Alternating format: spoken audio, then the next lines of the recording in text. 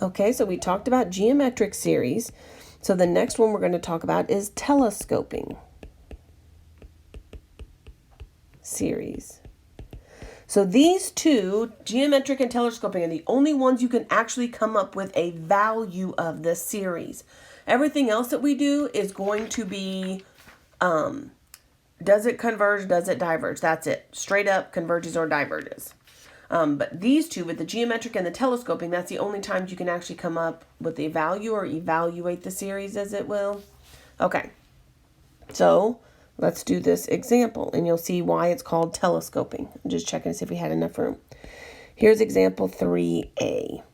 I have my series from 1 to infinity of cosine of 1 over k minus cosine of 1 over k plus 1.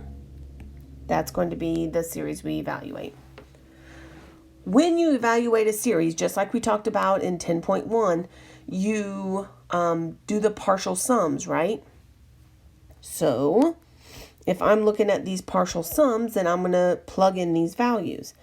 I have cosine of 1 over 1, which is 1, minus the cosine of 1 over 1 plus 1, which is the cosine of 1/2. Do you see that? I'm taking, with my partial sums here, this 1, and I'm plugging a 1 in there and a 1 in there.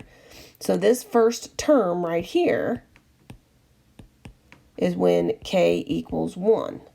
Then I'm going to add that whenever I put k equals 2. So now I have the cosine of 1/2 minus the cosine of 1/3. Do you see that? This is when k equals 2. I'm just taking this 2 now that I have as my next term, plugging it in. And then we go from there. Is this making sense?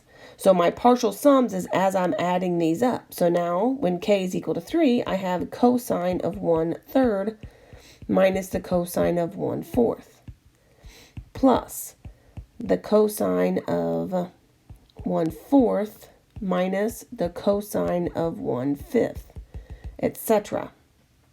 This is when k is equal to 3, k is equal to 4. Now, what makes this telescoping is whenever we look at this, do you see how I'm just adding this up as though it were a polynomial? Just because I have parentheses around here, I'm only doing that so you can see this is my first term, this is my second. This is truly just a great big huge polynomial, and I'm adding and subtracting all these terms. Because I'm adding all of these together, I don't have to distribute any signs or mess with any of that. That's the beauty of this. So look what just happened. This negative cosine 1/2 and positive cosine 1/2, if I were to add those together, you get 0. What? And same thing, negative cosine 1/3, positive cosine 1/3. Negative cosine 1/4, positive cosine 1/4. And if I were to keep going, do you see how those middle terms would cancel out every single time? That's what makes it telescoping. So truly, my partial sum here is going to be cosine, oopsie daisy, cosine of 1 minus that last term. And if I were to keep going, the 1/5 would cancel with the next one, but this is going to be my actual last term. Cosine of 1 over n plus 1, because n is my variable, so we're using my variable there. So I actually have that cosine. And remember, the value here is the limit of that partial sums. So I'm going to take the limit as n approaches infinity of cosine 1 minus the cosine of 1 over n plus 1. As n approaches infinity, what is the cosine of 0? Because this inside part here is going to go to 0. So I'm really taking the cosine of 0, which is 1. Good. So this is cosine 1 minus 1. That's the value of my sequence. Sweet, right? So we could even write this as, so we could say, therefore, k goes from 1 to infinity of the cosine of 1 over k minus the cosine of 1 over k plus 1. actually equals cosine 1 minus 1.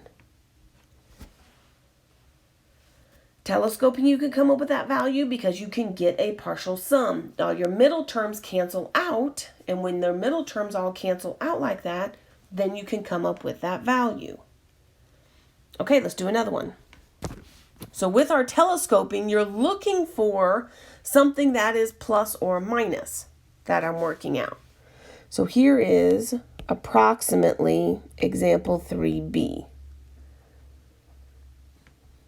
I have this series from 1 to infinity of 1 over k times k plus 1. When you're doing a telescoping series, you need to add or subtract, have something where you're adding and subtracting. That's the telescoping part. So if you can have something that add or subtract so you can start canceling out all that middle stuff, that's the key to the telescoping series. Now, let's think back a little bit. If I have this fraction where I have factored out terms, we can use the process of partial fractions. Ah, how cool is that? So this is coming back. That should make you happy.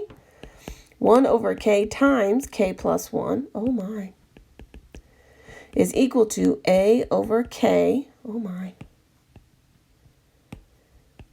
plus b over k plus 1. And then you just do your partial fractions. And we're good at this now. Multiply the whole thing by our common denominator.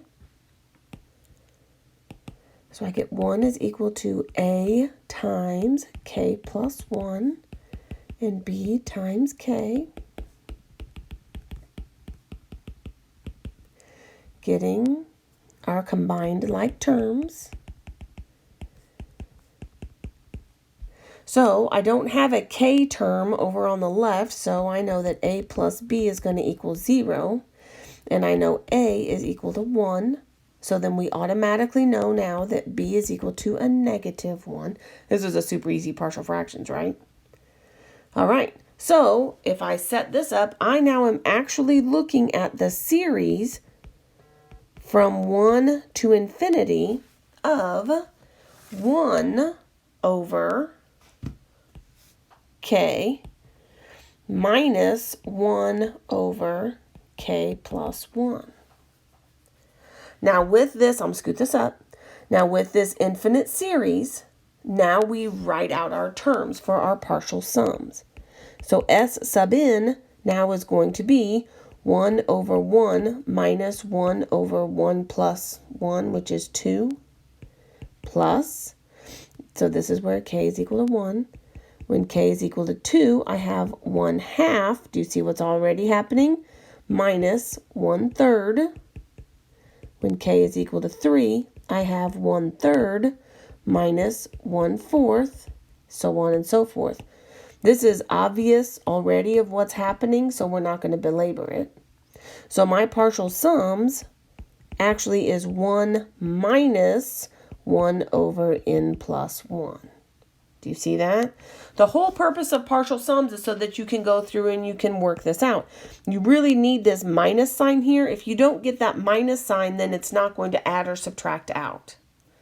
Okay, so I now have my limit as n approaches infinity of 1 minus 1 over n plus 1. And we know this to go to 0 because that's as n approaches, that's an infinity, even though it doesn't look like it. So my limit here is 1. So that means my value here from 1 to infinity of, what was it, k times k plus 1, sorry, is equal to 1. So your telescoping and your geometric, both of those, the telescoping and the geometric, those are the only two series that we're working with where you're going to actually get a value. Everything else, we're just going to say converges or diverges.